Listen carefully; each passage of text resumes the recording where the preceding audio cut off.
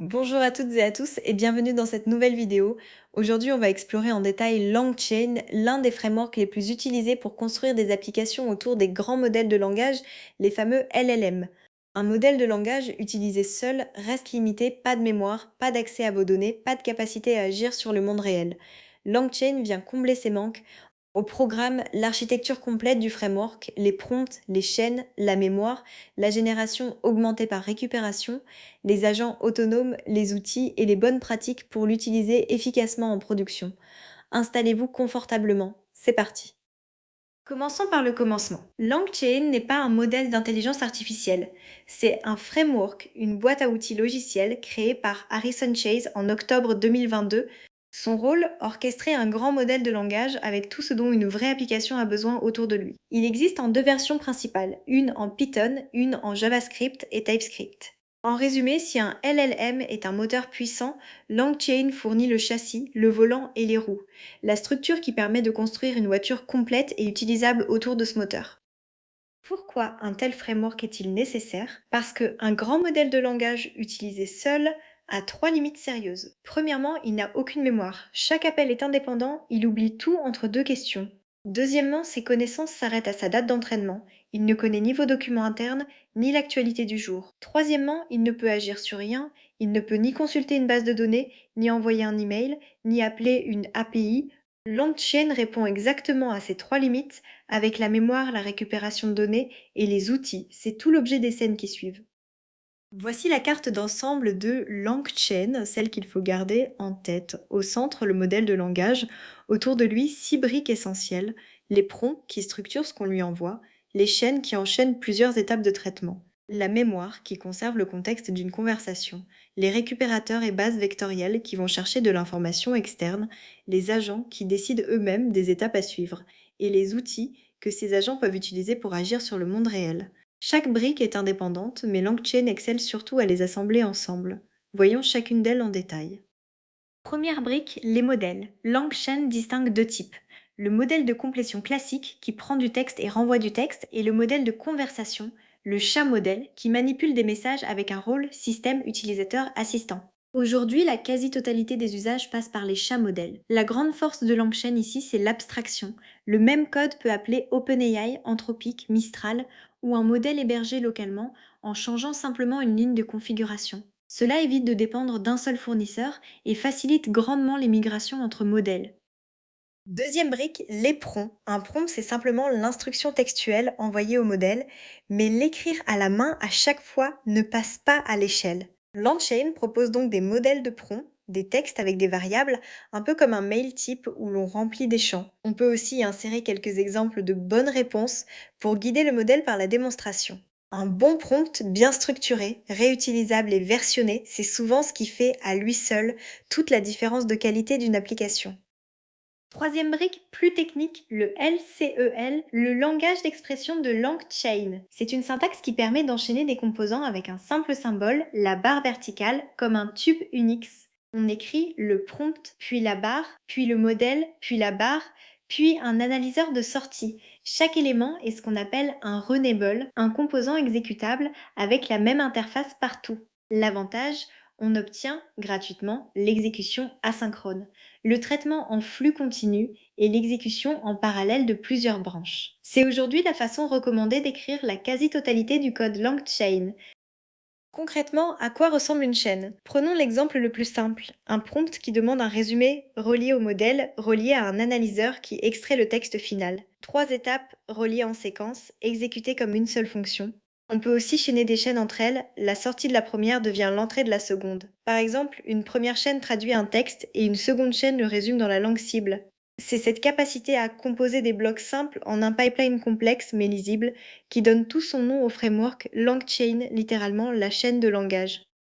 Quatrième brique, la mémoire. Par défaut, un modèle ne se souvient de rien d'un appel à l'autre. Pour construire un vrai agent conversationnel, il faut donc réinjecter, à chaque nouveau message, l'historique de la conversation. LangChain propose plusieurs stratégies. La mémoire tampon, qui garde tout l'historique brut, simple mais coûteuse sur les longues conversations. La mémoire à fenêtre, qui ne garde que les derniers échanges. Et la mémoire résumée, qui condense régulièrement l'ancien historique en un résumé pour économiser de la place. Le bon choix dépend d'un compromis entre fidélité du contexte et coût de chaque appel. Cinquième brique, sans doute la plus utilisée en entreprise, la génération augmentée par récupération, ou RAG en anglais. L'idée, au lieu de demander au modèle de deviner une réponse à partir de ses seules connaissances générales, on va d'abord chercher les informations pertinentes dans vos propres documents, puis on les insère dans le prompt avant de poser la question. Le modèle répond alors en s'appuyant sur des sources réelles, vérifiables et à jour. C'est la méthode la plus efficace pour connecter un LLM à une base de connaissances privée sans avoir à réentraîner le modèle, ce qui serait bien plus coûteux. Mais comment retrouver les bons documents parmi des milliers de pages? Grâce aux embeddings, des vecteurs numériques qui représentent le sens d'un texte. Deux phrases proches en signification auront des vecteurs proches dans cet espace mathématique. On découpe donc les documents en petits morceaux, on calcule le vecteur de chacun et on les stocke dans une base de données vectorielle.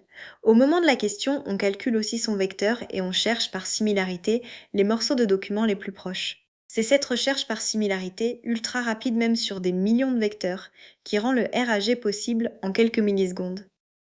Assemblons maintenant le pipeline RAG complet de bout en bout. Étape 1, on découpe les documents sources en fragments. Étape 2, chaque fragment est transformé en vecteur et indexé dans la base vectorielle. Cette étape ne se fait qu'une fois en amont. Puis, à chaque question posée par l'utilisateur, étape 3, la question est elle aussi vectorisée. Étape 4, on récupère les fragments les plus pertinents. Étape 5, ces fragments sont insérés dans le prompt avec la question. Étape 6, le modèle génère sa réponse appuyée sur ce contexte. LangChain fournit des composants prêts à l'emploi pour chacune de ces 6 étapes. Sixième brique, les agents. Jusqu'ici, toutes nos chaînes suivaient un chemin fixe, décidé à l'avance. Un agent, lui, décide dynamiquement des étapes à suivre en fonction de la situation. Le modèle raisonne, choisit une action, observe le résultat, puis recommence, jusqu'à obtenir la réponse finale. Cette boucle porte un nom dans la recherche, le raisonnement suivi d'action, popularisé sous l'acronyme anglais REACT. Concrètement, un agent peut décider seul qu'il doit d'abord consulter un moteur de recherche, puis faire un calcul, avant de répondre à l'utilisateur. C'est le passage d'un système qui exécute un plan à un système qui construit son propre plan. Mais pour agir, un agent a besoin d'outils. Un outil dans LangChain, c'est simplement une fonction décrite en langage naturel que le modèle peut décider d'appeler un moteur de recherche web, une calculatrice, une requête vers une base de données ou l'appel à une API externe. Le modèle reçoit la liste des outils disponibles avec leur description et choisit lui-même, au moment voulu, lequel utiliser et avec quels paramètres. Cette technique s'appelle l'appel de fonction ou function calling. C'est elle qui transforme un simple générateur de texte en un véritable assistant capable d'agir sur des systèmes réels. Pour des agents plus complexes, avec plusieurs étapes conditionnelles, des boucles ou plusieurs agents qui collaborent, l'équipe de LangChain a développé une extension LangGraph. Au lieu d'une simple chaîne linéaire, on y décrit le comportement de l'application comme un graphe d'état, des nœuds qui représentent des étapes et des transitions conditionnelles entre ces nœuds. On peut ainsi construire des systèmes qui reviennent en arrière, qui demandent une validation humaine avant de continuer, ou qui font collaborer plusieurs agents spécialisés. LangGraph est aujourd'hui l'outil recommandé dès qu'un agent simple ne suffit plus à décrire la logique métier voulue. Pour utiliser LangChain efficacement en production, quelques règles essentielles. Surveiller le coût et la latence. Chaque appel au modèle coûte de l'argent et prend du temps, surtout dans une boucle d'agents qui peut multiplier les allers-retours. Évaluez systématiquement vos chaînes avec des jeux de test, car un modèle de langage reste imprévisible. Méfiez-vous des injections de prompt lorsqu'un contenu externe tente de détourner les instructions du système. Et utilisez un outil d'observabilité comme Langsmith pour visualiser précisément ce qui se passe à l'intérieur de chaque chaîne et de chaque agent. Sans cette visibilité, déboguer une application complexe devient extrêmement difficile. Terminons par des cas d'usage concrets. Le chatbot de support client, qui répond en s'appuyant sur la documentation interne grâce au RAG, l'ASA de recherche, qui interroge plusieurs sources et synthétise l'information, et l'agent autonome, capable de planifier et d'exécuter une tâche complexe en plusieurs étapes, comme organiser un déplacement ou analyser un jeu de données. Récapitulons, modèle, prompt, chaîne, mémoire, RAG, agent, outils et langgraph pour les cas complexes. Ensemble, ces briques transforment un simple modèle de langage en une véritable application intelligente, connectée à vos données et capable d'agir sur le monde réel. Voilà qui conclut cette présentation détaillée de LangChain. Vous avez maintenant une vision complète du framework, ses briques, son architecture et la façon de les assembler pour construire une application d'intelligence artificielle vraiment utile.